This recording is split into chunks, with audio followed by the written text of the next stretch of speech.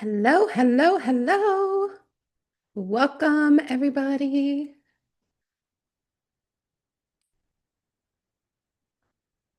Hello, Megan. Hello, Bethany. Hello, Melissa, Leah, MT. Miss Megan. Let me get everybody in. How is everybody's Tuesday? Hello, Kevin. Hello, Justin. Let's give everybody a moment to get into the class.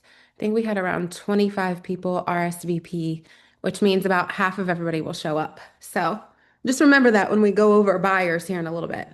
Rule of thumb.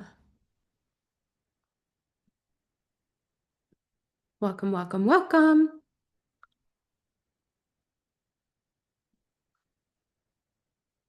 If everybody would either come off of mute or drop in the chat what you want to get out of this 3-week masterclass. I want to make sure that I deliver. I have some stuff prepped already for today, but I definitely want this to be super interactive. I want to be sure that I'm bringing you what it is you're needing, and really just meeting you where you're at. I think this class, we can go, if you're a newer agent, you're working with first-time buyers, I can tailor this heavy to that. If you're a seasoned agent or an agent that's just wanting to grow their business and maybe change the dynamic of who you're working with, we can dive into that too. So I just wanted to chat a little bit, meet you where you are, figure out how I can help you grow your business and really make a deep impact over these next 3 weeks. Benny, hello, friend. Are you back in the US?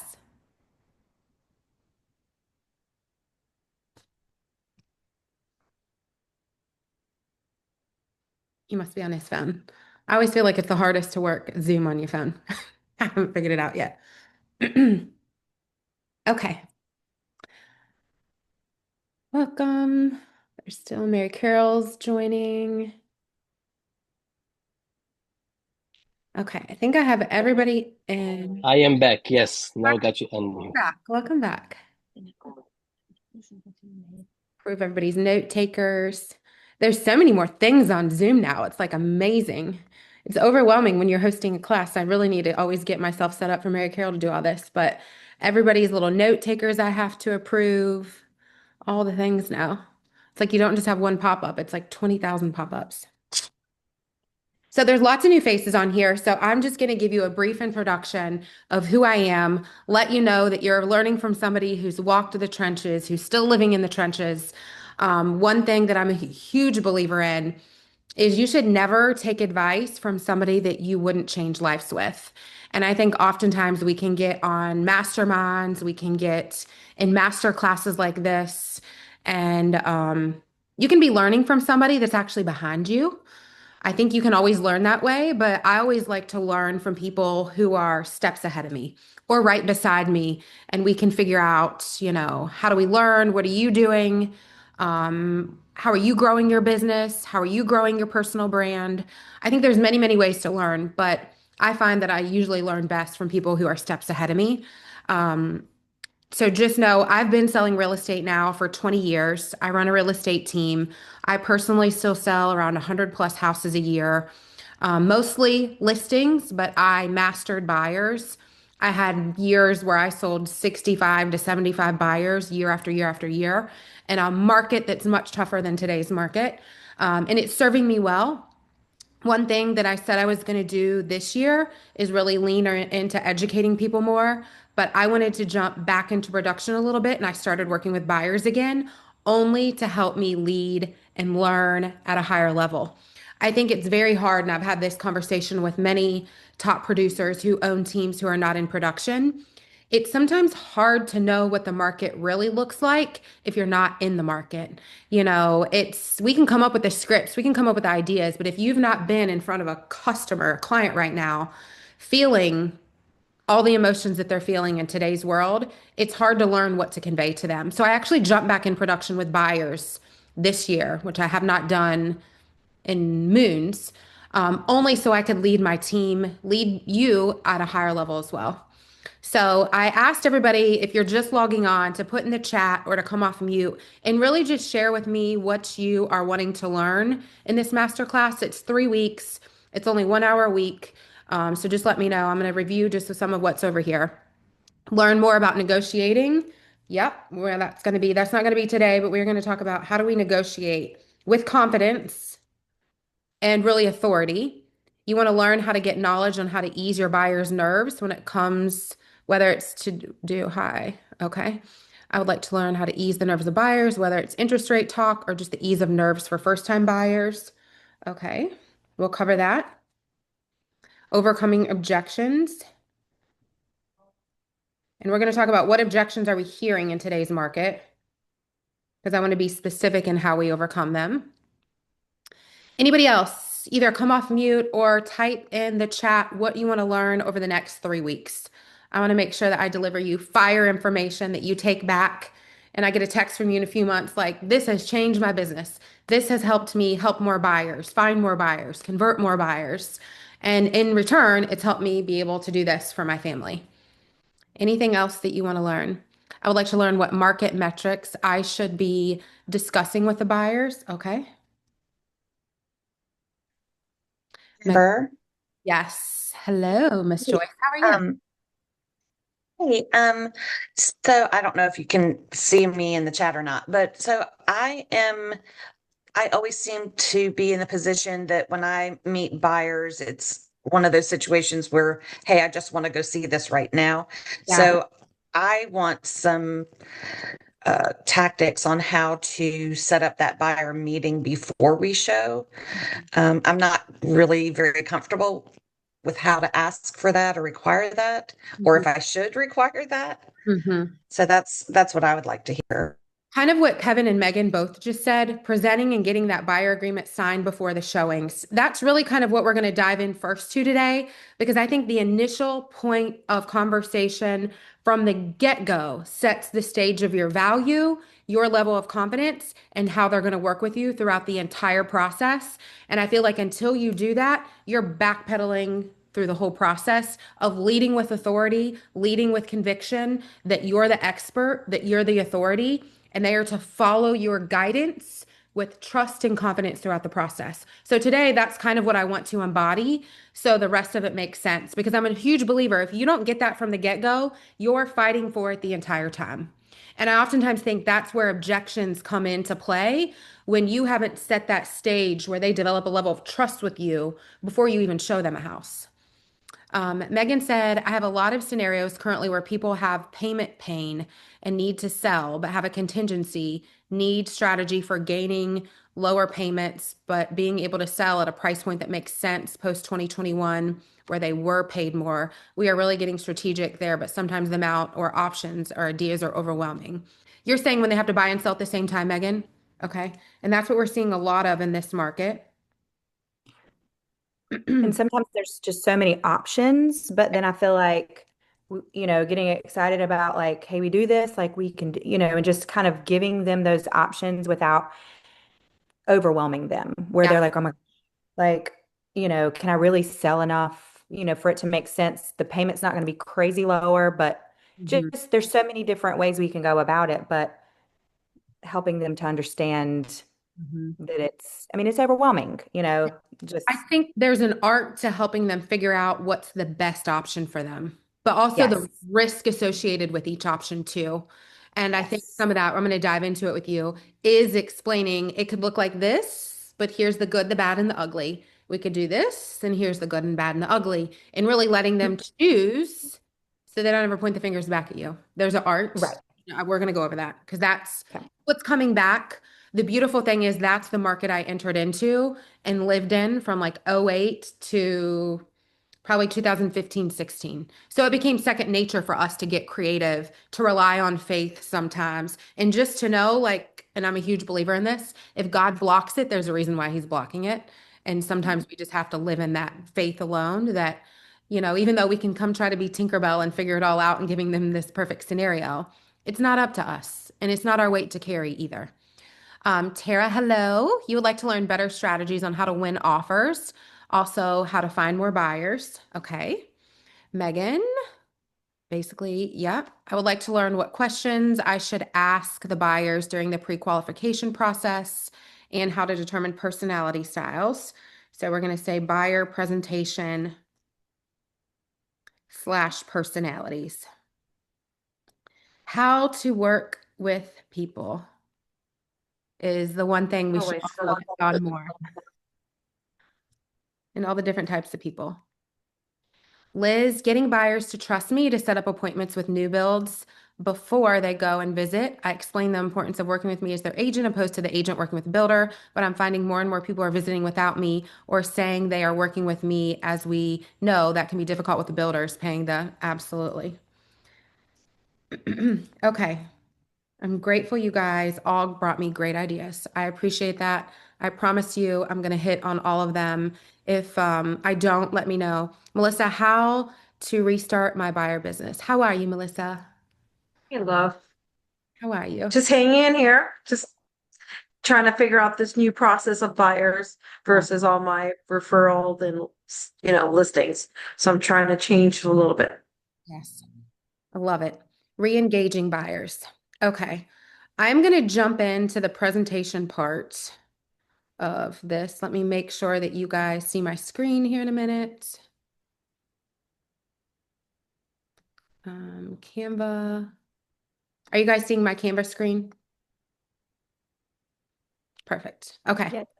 So welcome to the Buyer Masterclass. I want to bring you 3 weeks of just energy, value, knowledge to really just empower you to go out and to really just be a better buyer's agent and have what I would consider as more confidence and authority as you work with buyers in your business, and also learn how to attract buyers that can actually buy in today's market. I think that is one of the number one keys that we had to have the aha of. This market is not for everybody. And that's okay. That doesn't mean you have to ignore and avoid those people.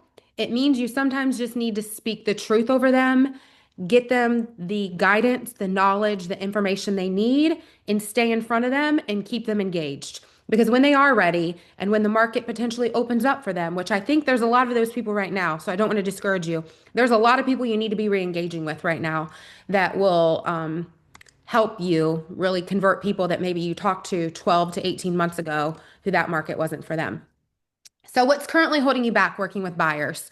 I asked my team this last week, and I think a lot of the things you guys kind of already brought up today: lack of knowledge, lack of belief in yourself, presenting the 220, knowing what to say in today's market, I think holds a lot of agents back from wanting to work with buyers.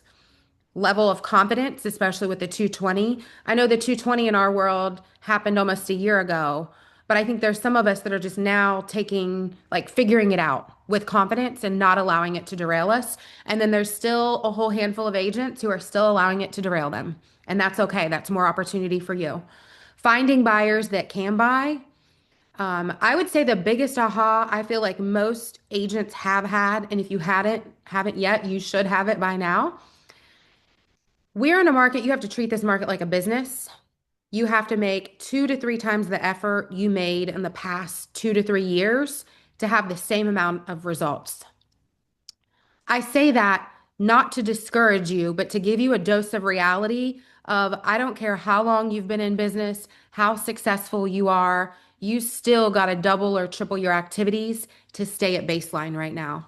I had that aha. I could have kept doing the same things I was doing last year and my business would have went down.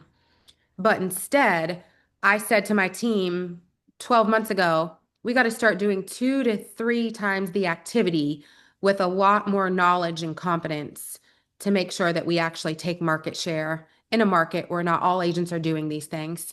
I want you all to pat yourselves on the back because you showed up to this today, and you're going to get something when you leave and you're going to apply it in your business, and it's going to change somebody else's life.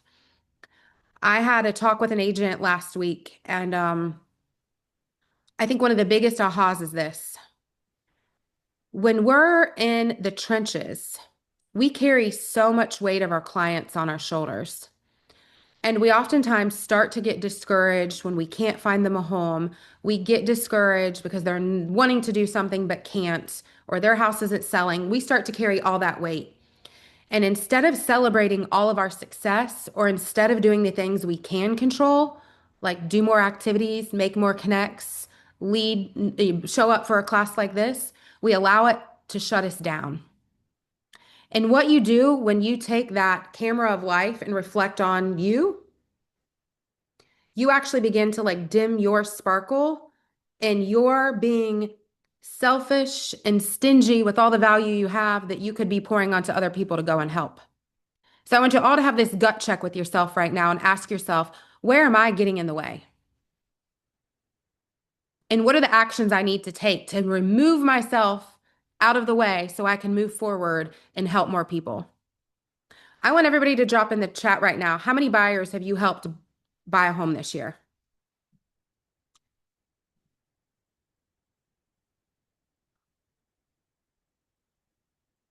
Look at you, Amber. Woo, woo. Amber's done 30.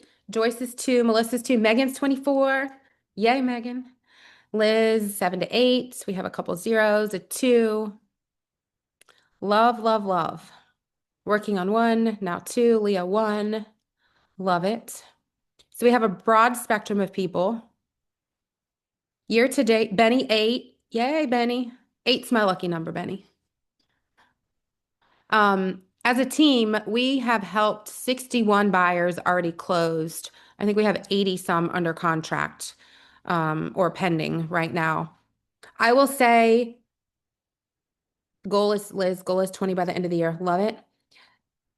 Buyers right now can be a little bit more lucrative than sellers because the market's pivoted a little bit. And I believe this is the first time buyers have somewhat been in control in our market, especially at certain price points, in 5 or 6 years.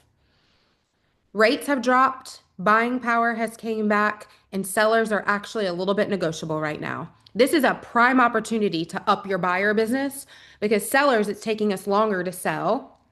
We have an expense associated with sellers that lowers our profit per client a little bit. So I would really encourage you, if you're not, really focus on activities to get buyer business. And that's what we're going to talk about today. The market is always in the mind. I had an agent on our team this past weekend said, the market's on fire. And I wanted to say, girlfriend, do you realize the team has sold more in the past month than we have per month in decades? The market's always right here. I only tell you that because I've lived it. I have grown and gained market share when everybody else thought the market was horrible. If you keep your mind right, no matter what rates look like, no matter how many houses are on the market, no matter what's going on in the economy, you win in the mind and you stay consistent and obedient with your activities, you can sell as many houses as you want to sell. The problem is we let all of these things tell us there are not buyers out there. You're not able to buy and sell in today's market. It's hard to do contingencies. You're telling yourself the people that reached out to you last year when rates were 7.25 cannot benefit from rates being 6.5 or under right now. You're defeating yourself before you even pick up the phone and make activities. How many of you have done that with a raise of hands in the last year?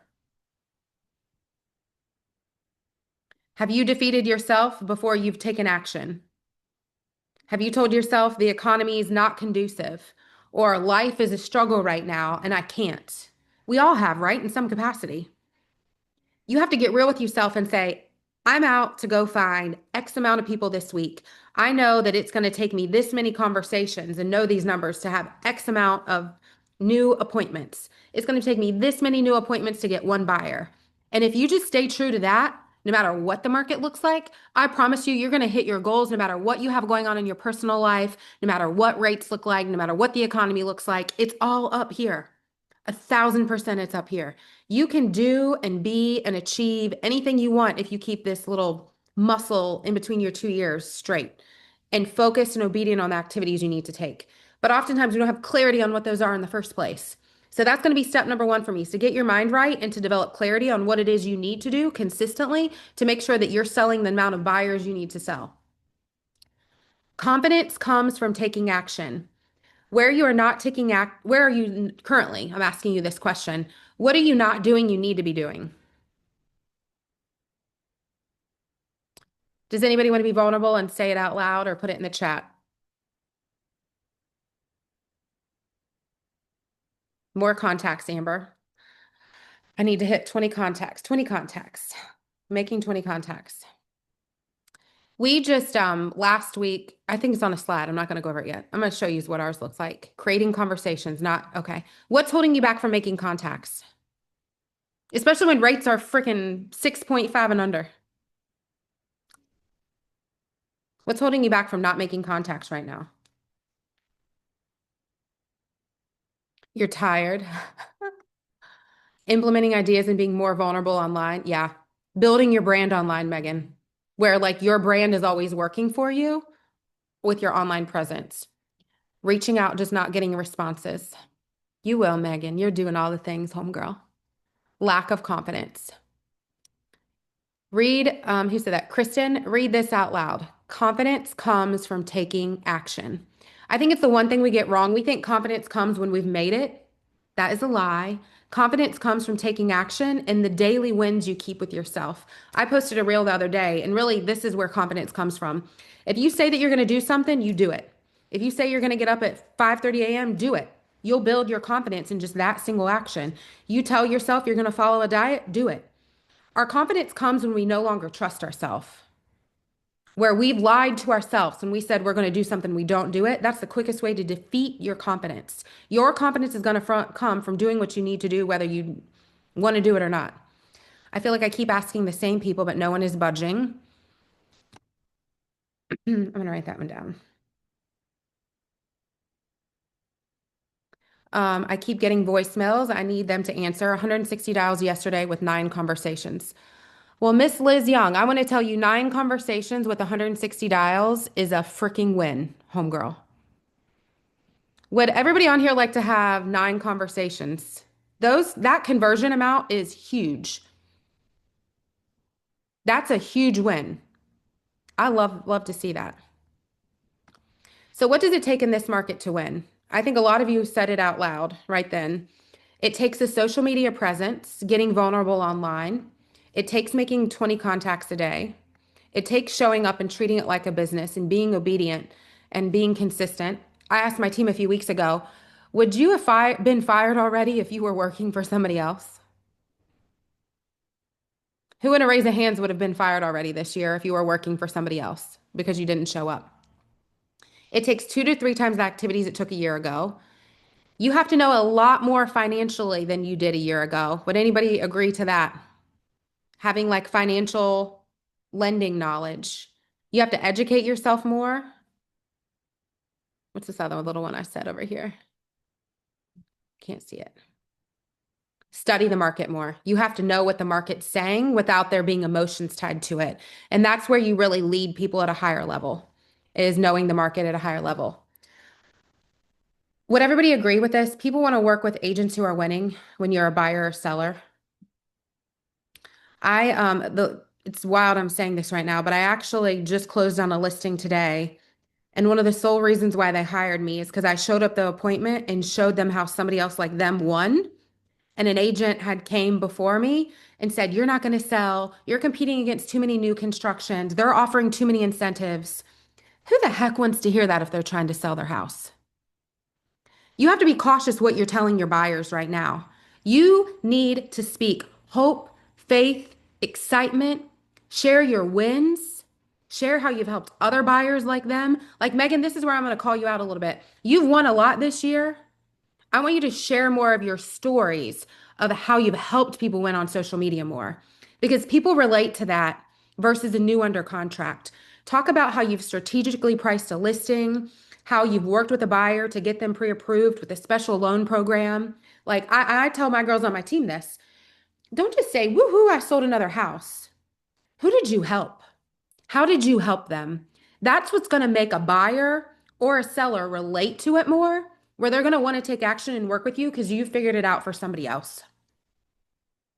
That's what gets people to come to you without you having to pick up the phone and make phone calls. When they see that you've helped somebody else like them win, create that story, post a picture of it on your social media of that, and tell the details of the story. Like we worked 6 months to work on their credit, to get them to a place where they had enough money for closing costs. I teamed them up with a lender that had down payment assistance, or maybe it's a move up buyer. Maybe I helped them prepare their house for sale. We found them something off market, or we found them something on market that was a contingent offer. When you tell somebody the whole picture, it gives people a perspective that if you can do it for somebody else, you can help them too. And the more you share stories like that, the more people are going to say, Megan, I saw what you did for my friend, yada, yada, yada. How can you help me? Here's my situation. And then you have people coming to you. You've already built trust. You've already created a rapport. You've already shown them that you've helped other people win. Those are people that are easier to work with. You have to do what it takes to win and build your value and believe in yourself before you can get other people to believe in you. And when you help people win, you need to share how you're helping people win. And don't do it for your good. Do it because you want to help serve other people. We had a scenario with a girl on our team a few weeks ago, and she didn't post her under contract or her closing. And it was a co-op where another agent on our team had the seller. And I said, that buyer is going to get online and see that we said, congrats to our seller for yada, yada, yada. But and this was like 3 days after I was waiting for her to post it. 3 days after, she still hadn't posted it. And I said, how would that buyer feel if you didn't post them? And she's like, oh, I didn't even think about it like that. I said, you have got to think like consumers think. A consumer, perception's reality. You're all consumers. Have you not got online at some point and said, if they can do it, I can do it too? Just show me how. Just lead the way.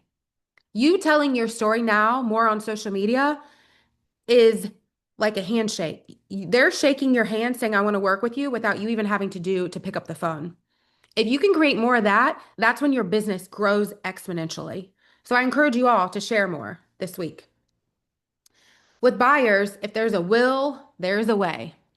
And I think so many buyers are discouraged. They have zero confidence. They don't know how to, they don't know when, they don't know what to do first, and they're coming to you for guidance. You got to meet them where they're at. You have to walk in, create a presence of this is how you're going to work with me. Before I just pop off and go show you a house, you're going to have a buyer consultation with me. Now you can do it in person, or you can do it virtually, or you can have it recorded with a series set list of questions that you send to them.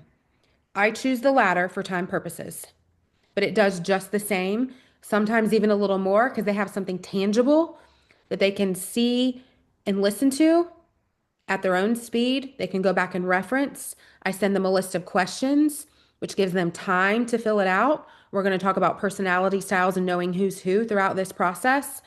But I know right away what personality style they are by the way they respond and react to that virtual buyer consultation that I do with them. I also know by the way they show up in here if I do an in-person buyer consultation.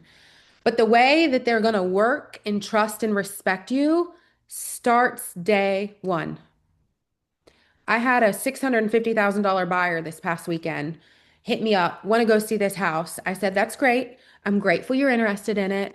Have you already spoken to a lender and gotten pre-approved? I would love to do a buyer consultation with you first, walk you through the process of what it looks like to buy a home in today's market. I want you to be fully prepared because if we go and see this house and you're ready to make an offer, I don't potentially want there to be somebody else that can move quicker than us. I want to prepare you before that time comes. They're like, no, I don't need to do that. I know I can afford it. Well, again, this is how I work. You can either work with me, and this is the system and the flow of the process. It's going to look like, or I'm not going to go show you that house. Well, okay, I don't want to go see the house. Okay.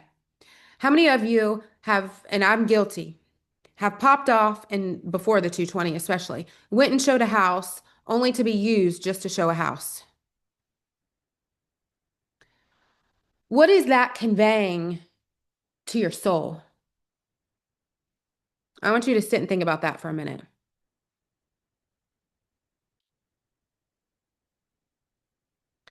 It's telling the world that they're not worthy, that you're not worthy of getting respect. In a buyer situation, in a seller situation too, but in today's world, in a buyer situation, they need to respect and trust you throughout the process. Otherwise, it's going to be emotionally erratic. You're going to have a space where you're chasing control the entire time.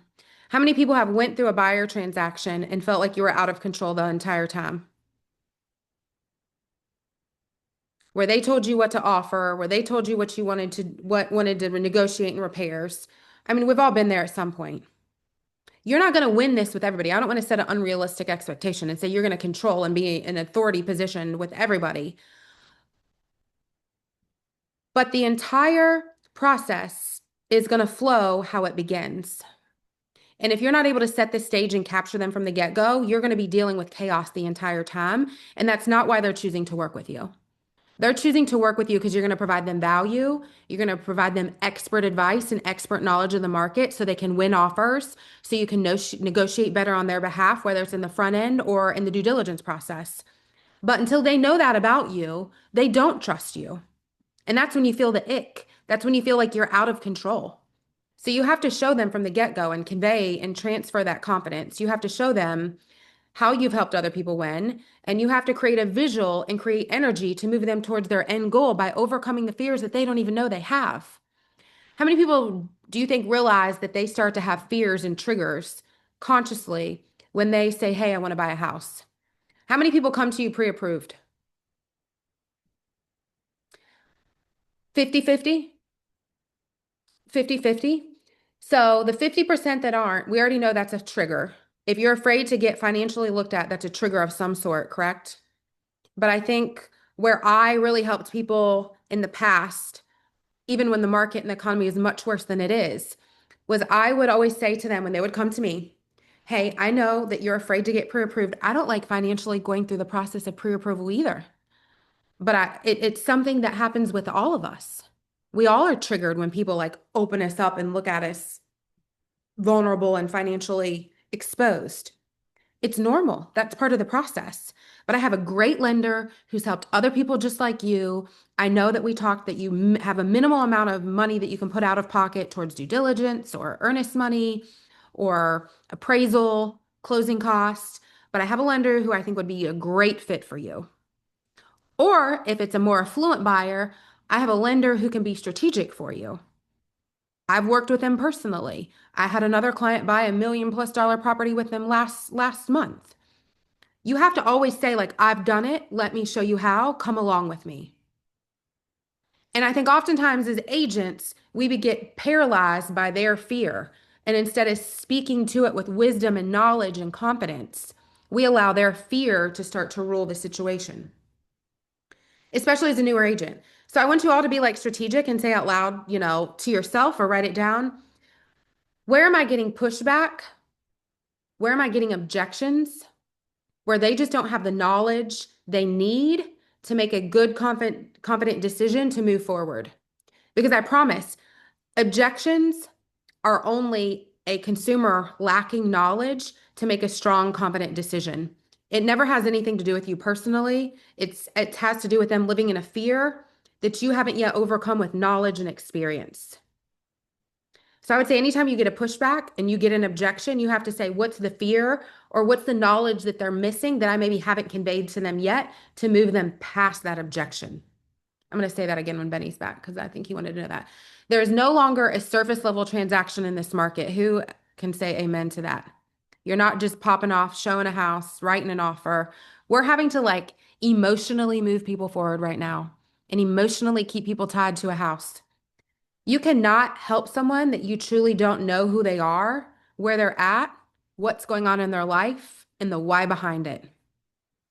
Has anybody had a buyer that you represented or a buyer on one of your listings just terminate recently for no good reason other than something came up on the inspection report that they didn't even come to you and talk to you about? Has anybody had stuff like that happen? It's happening. This is what happens in a more, what I would consider, balanced market. But it also happens when agents aren't able to emotionally keep control of the transaction. It's something that's like a weakness in the market right now because we haven't had to. This is a muscle we haven't had to develop. It is part of negotiations. If you're not negotiating through the hard, your people can actually be walking away from a house that's a great fit for them. And that's where you as an agent have to have the confidence to go to them and say, this house is a great fit for you. Every single house in this age era and the neighborhoods that you're looking in are going to have the exact same things happening. Like you need to stay committed to this house. Just know that I'm going to help you through it. We have the vendors that can do this. I'm going to help you negotiate on your behalf. We're going to take it to the seller. You always have to plant a seed of hope. Don't come and jump in their emotional bed with them if they're distraught. Be a place of hope, a place of confidence. And you can only be that when you have this, when you truly know why they're doing it, where they're wanting to go, and the why behind it. You have to keep them tied to that emotionally as a buyer to keep them in the transaction. So we're going to dive into that more. That's more into negotiation.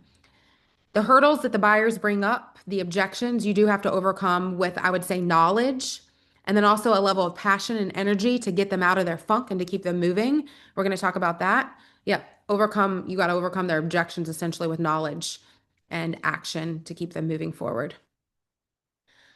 So currently, what actions, and I think a lot of you have already shared this, do we need to take right now in today's market?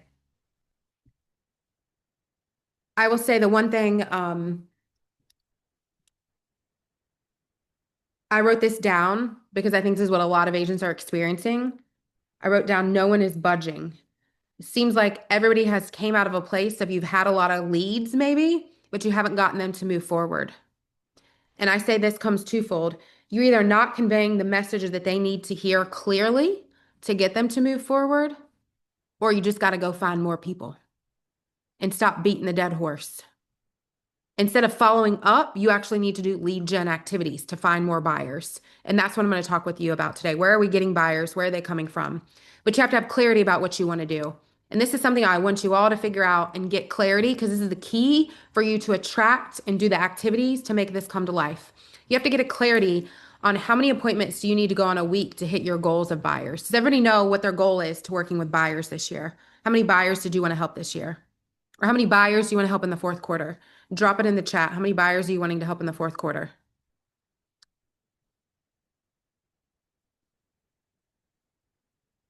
10. Love it, Melissa. 6, Benny. You've done 8. 3, 5. Love it. 8. Need about 15 more. 4. Love it. Big numbers. Love, love, love to hear this. So I want you to take how many people you need to help. And if this is what ours looked like. Here in a minute, I'm going to show you this. Let me move this down or move this to the side so I can see better. Okay. So you got to get clarity on how many appointments do you need to go on? How many connects do you need to make to go on an appointment to make those goals come to life? So if you have a goal monthly of selling 2 buyers at a 50% conversion rate, that means you need to go on 4 appointments per month, which is 1 per week, which is 1 home every other week pending. So if your goal is more than that, obviously you would need to double this. If your goal is less than that, cut it in half. But this is the clarity you need. I personally know to hit my goals, I need to make 50 connects a week. I need to go on 3 appointments a week, and I need to get 3 pending a week. And I know that every single week, where I don't stop working until it's done. And I think we all stop working because we feel like we've did well, but have you done the activities and gotten the results you needed to get to hit your goals? You don't stop when you feel like you've done well. You stop when you know you've done well. If it's a Friday afternoon and I haven't hit my contacts and I haven't made my 3 appointments, I will bet you every dollar amount I have that I'm still in this office doing the things. It's oftentimes we give up, we get the 1 appointment and say, woohoo. Let me tell you, if I get 1 appointment, I'm not happy. And you shouldn't be either. When you get into a flow, and anybody that's been in this long enough, there are weeks where I'll get 6 appointments. And it's because I'm riding the flow of momentum. I'm doing the things, my energy is attracting it. The contacts I made last week are converting into appointments this week. And then I'll have other weeks where I have 2 appointments. And I've made 75 contacts. Momentum is something that once you have it, you need to just lean into it and ride it out. And that means your life can be unbalanced sometimes, but it's okay. But as long as I stay true to this of not stopping until done, not stopping because I feel like I did good today, you're going to achieve your goals. So this is what our results look like the last quarter. Every 17 contacts we made, we set an appointment. Out of that, 58% of our appointments converted to a contract with an average compensation of $12,000. If every agent on my team made 17 contacts a day, then we will each sell over 100 houses a year. Who would love to do that?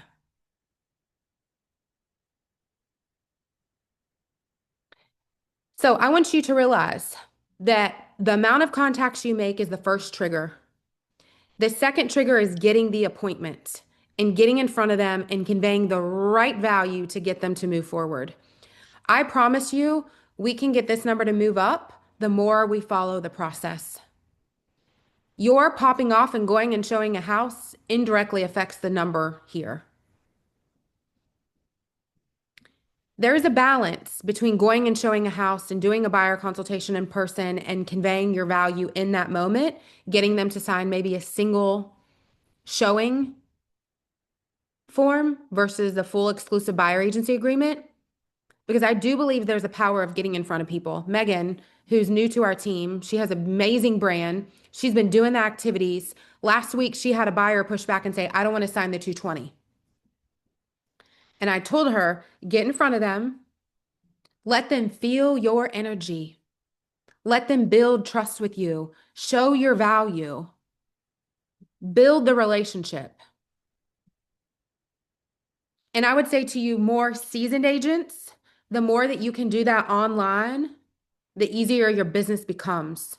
Convey your value online, share your stories of how you're helping people win, show the value of what you provide your buyers and your sellers. You're going to get people that just come to you that say they want to work with you and they haven't even met you in person. That should be the goal that we all build. But until you've built that, you do got to show up and do a buyer consultation in a house after they've signed a 220. Or you need to take the time, like I have, and create a virtual buyer consultation with a system and a flow of it to where they sign an exclusive buyer agency before you even go show them the house. And you haven't taken an hour out of your life to do one in person.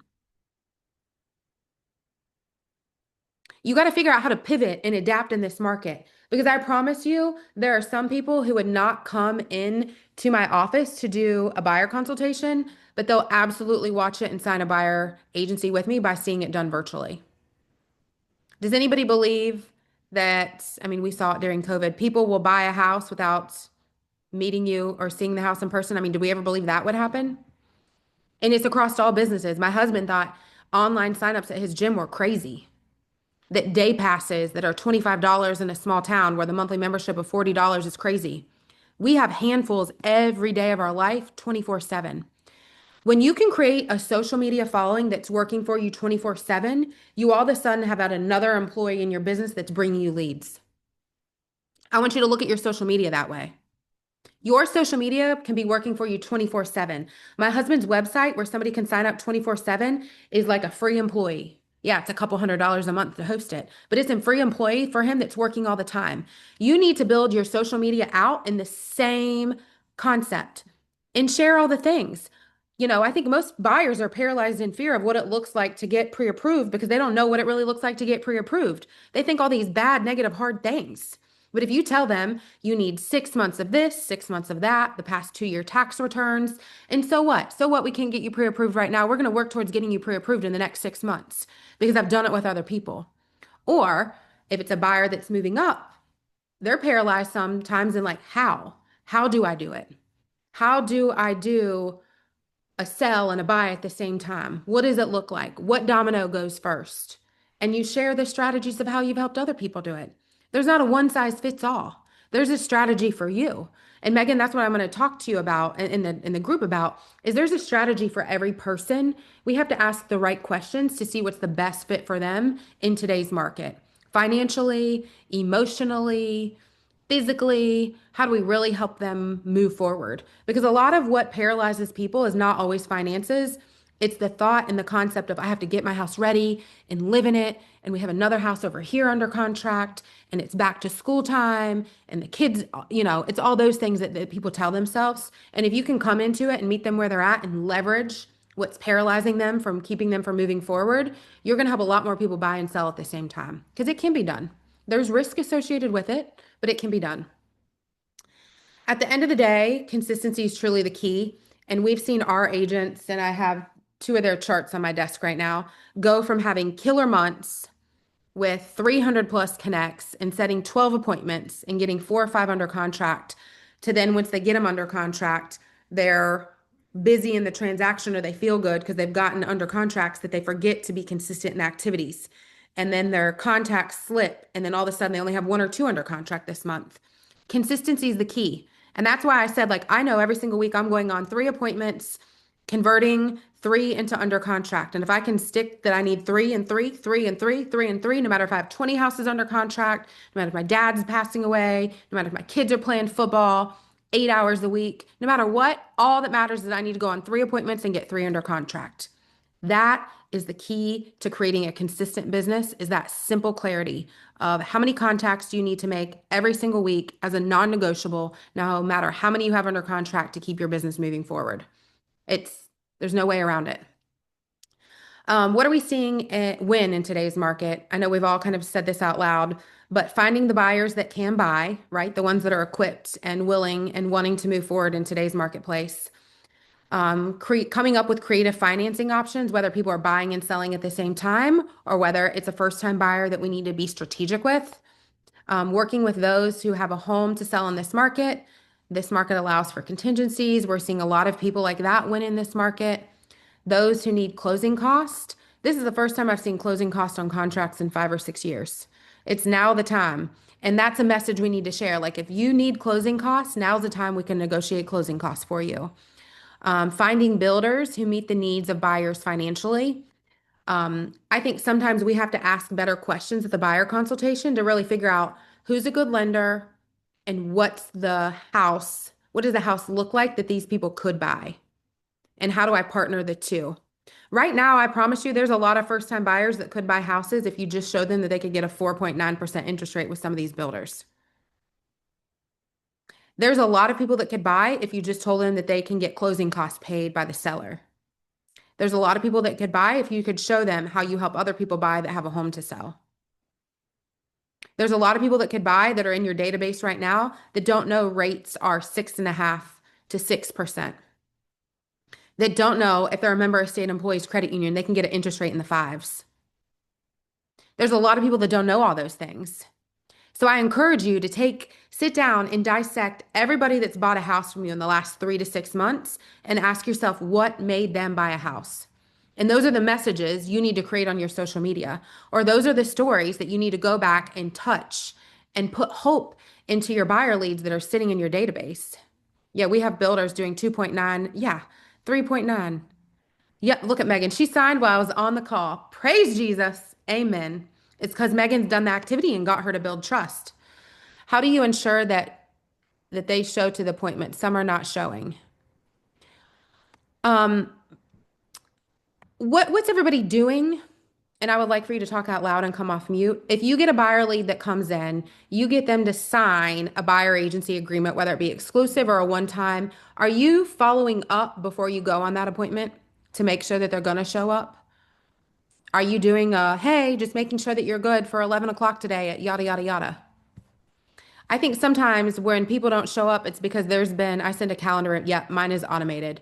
Amber, I think that's the key, and that's what I was about to say. You need to have something automated in your process that sends them a reminder of when the showing is. I always like to send a Google Calendar invite to them, but I'll also schedule out a text once I know I've set the appointment that'll go out like 8 a.m. that morning of, hey, just a reminder, we have an appointment today at 10. Some people forget, or sometimes it's just too long between when you've made the appointment and when it happens that you've lost them somewhere in the process. So I often tell the girls on the team, send the buyer guide, reach back out, ask them questions, like keep providing them value. Follow up with the lender to make sure they got pre-approved. Sometimes while they're ghosting you is because they haven't gotten pre-approved and you haven't followed up to see why. And they just don't want to face reality. You need to go back to them. People who can buy in this market, this is kind of a continuation. First-time buyers who have funds, move-up buyers with equity, and those who have to downsize. It's always beautiful to focus on these people. Stop beating the dead horse. Find these people. Your marketing should target the message that these people want to hear. If you've had other people in these scenarios that you've helped, share that, and then you're just going to attract people to you. Oops. We're going to dive in really quick. I know we have about 10 minutes left. How do we find buyers? These are just some ideas I'm going to convey that have worked with us. Finding first-time buyers. I think you really just need to post first-time buyer homes on social media.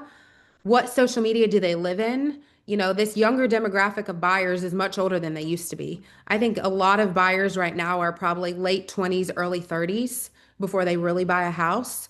You know, so they're not always on Facebook. They're probably a little bit more on Instagram and TikTok. Um, on listings, the 220 has made it, I think, a little bit harder or has made it easier for buyers to connect with a listing agent. And one thing that we're seeing a lot of is first-time buyers are savagely coming to open houses. So if you don't have listings, the first thing I would do is team up with a team or an agent that's a heavy listing agent and ask to have open houses right now because you're going to get in front of a lot of people. If you're a team that has listings, you need to be doing an open house as much as you want to do an open house. I would at least try to do one at least two a month. If you know, before I had kids and when I was like savage to get my business going, I would do two a weekend. And your success comes from the amount of reps you put in. Two a weekend is more than most people do in a month or in a quarter. I got success quickly because I was putting in the reps. I would go to every single killer agent in my office and say, "Let me do an open house for you. I'm available Saturday and Sunday. Which house and when and where?" And I would do it. And I would start to build rapport, and people would just start to travel with me and go to open houses just to see me. And I would build relationships, and I would door knock the neighbors and invite them. I would do it seventh level. I would make an impact. Open houses can change your business. There's not one way to just be successful. Your contacts can be made. I promise you could each get probably 20 to 40 contacts a week by just hosting an open house and door knocking in that neighborhood. And the more you do that and the more consistent and the more reps you put in, people are going to start to know who you are. And a contact is a contact. Building your brand awareness and presence is everything. Where do first-time buyers go? Think about that. What lives do they live? What are the activities they do? Do they play pickleball? Do they go? I promise you they go to the gym all hours of the day. Do they go to the gym? You need to go to the gym. You need to wear a real estate team shirt. You need to talk to them. You need to interact with them. Where do they go and what do they do? And how do you put yourself in that room? And then again, I'm beating you with this. You got to show how you win with other first-time buyers.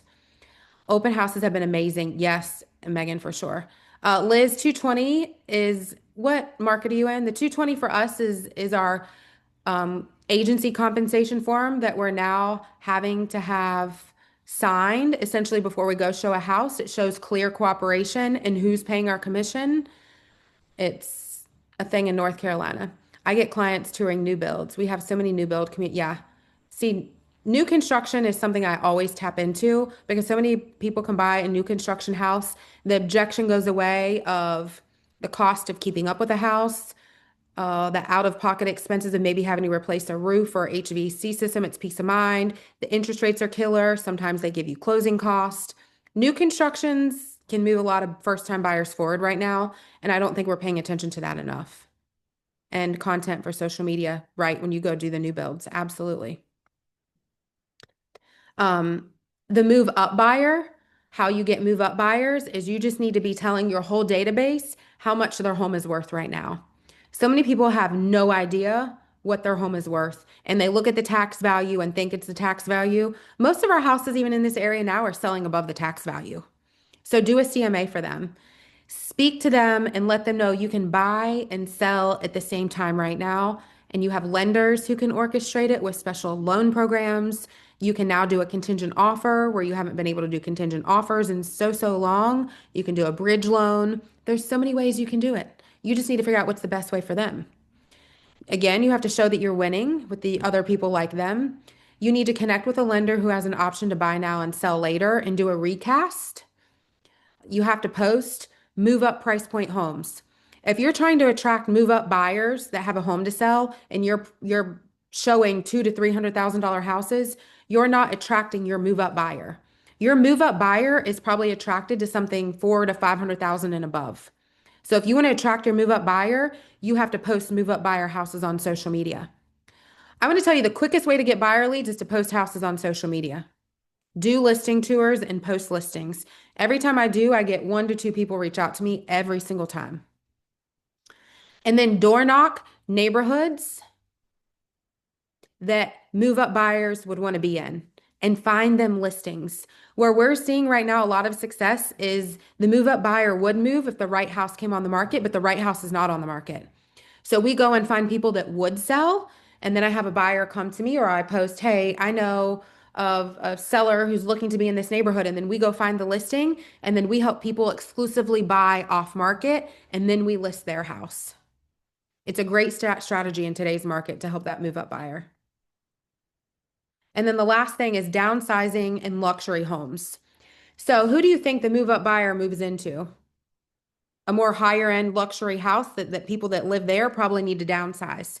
So twofold, you grow a business by getting the listings, but also the buyers for those listings. You build a magnitude of a business when you can pair the two together. So if you can find luxury homes and larger homes that people are older and need to downsize, you now all of a sudden find listing inventory for those move up buyers. If you want to grow your luxury business, you have to network with people that are in the luxury market. You have to show them how you can help them leverage your vendors. The one thing I always hear with the luxury buyer is time is more important than money. They're willing to pay you extra to give them back time in simplicity and a stress-free process. So one of our listing options is the platinum package, which is 1% more than any of our other packages, but it's a more concierge 5-star level service we provide them. It gets them to move past what's holding them back to getting their house on the market in the first point. You need to post luxury price point homes, and then again, offer a more luxury level service to appeal to those luxury buyers. Does that give you all a perspective of maybe just how you need to retarget your marketing and retarget your message to truly help buyers get in the marketplace and take action in today's world? I know we're at the end of class. I would love for everybody to post or come off mute and like, what's an aha that you learned today? What's something you're going to go and implement in your business? If you do not have our 20 connects a day sheet, scan this with your phone, grab the QR code, live by it. Emily said she's going to do more open houses. Amen to that, sister. I love open houses. I haven't done one in quite some time, but I used to live and die by open houses. What else are you guys going to do? Afternoon. So for me, I know I need to work on social media storytelling. So I'm definitely gonna work on doing several of those and posting more. So that's gonna be my goal. I love that. Thank you for sharing. Liz said deeper dive into why the pushback. Ask the hard questions. I'll sometimes be so point blank and ask them like, why are you pushing back? What's keeping you from moving forward? It's huge. You'll be surprised at how many times they just tell you the things and they just needed your permission to say it out loud. They were fearful to tell you, but when you ask, they tell you. Visit more new build communities, host more open houses. Megan said, pull out my ideas and implement them for social media. Absolutely, Megan. Megan said, love the new build community idea. New builds give you good content. And they also tell people, new build communities are not actively advertised everywhere. So if you can really be almost like the listing agent marketing the new build communities, you're going to attract buyer clients to you. And new builds are the easiest to sell because you're not going to have a $20,000 repair request in today's world. Amber said more focus on past clients and CMAs. Amen. That will help you really build more of a, can say, upper end business. Amber, when you start to pour value into your past clients, keep building that relationship and get them to move up. It's huge. It can take your business to the next level. And then you start working smarter, not harder. And it takes less time and effort because they already like, know, and trust you and want to work with you again. But you also now have a buy sell situation. And usually that buy is 400 to 500,000. And this, it can be $1 million in one person, which streamlines your process. New build communities and social media. Do the new build concierge. I get at least 5 different pieces of content each visit. I love that. More open houses, more posting on social media, getting connections. So the moral of today is keep it simple, keep it boring, take action, Make sure that you know your numbers of what you need to do to hit your goals. And then you need to build a world of accountability around you to make sure that you stick to it. I think the biggest thing I see most people do is this. Here's all my contact information if anybody wants anything or wants to reach out to me in any capacity. Most people come to these masterminds and it fulfills them in some way, shape, or form, but then they don't go do anything with it. So I want you each to write down what you're going to do this next week. And in a week from now, I want you to share a win and of how you've won by implementing what you said you were going to implement this week. Because I promise you, the only person that's holding you back is my husband, the only person that doesn't get silenced from my do not disturb. The only person that's holding you back is you. There's buyers out there in abundance. You just have to go do the activities and find them and know and have the confidence that you provide them value, that you're there to meet them where they're at and help them get where they want to go. And any obstacle, any objection, any fear that comes up, guess what? You have the knowledge to overcome it, but you have to be bold and courageous enough to call it out and to tell them, this is how I've helped other people through a situation like this, or this is normal. You're normally going to feel fearful when you go to get pre-approved. It's okay. You just need to be very intentional this next week on your activities. Each of you at least need to be making 20 connects a day unless you're killing out your goals, you're hitting your goals exponentially. And I promise you just that activity in and of itself will change your business. So thank you. We'll be back here next Tuesday, diving into all this a lot more. I appreciate all you showing up.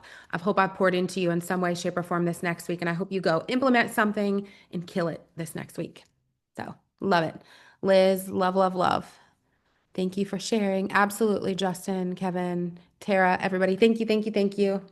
My little hearts. Much love to all.